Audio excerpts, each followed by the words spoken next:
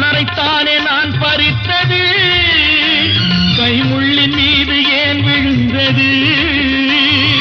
உறவைத்தானே நான் நினைத்தது, என்னை பிரிவு வந்து ஏன் அழைத்தது?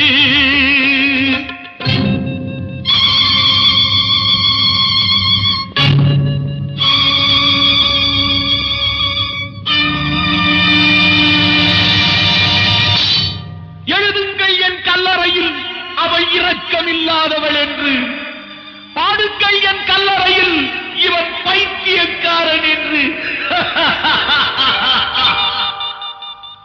கண்கள் தீட்டும் காதல் என்பது அது கண்ணில் நீரை வரவழைப்பது, பெண்கள் காட்டும் அன்பு என்பது நம்மை பித்தனாக்கி அலைய வைப்பது.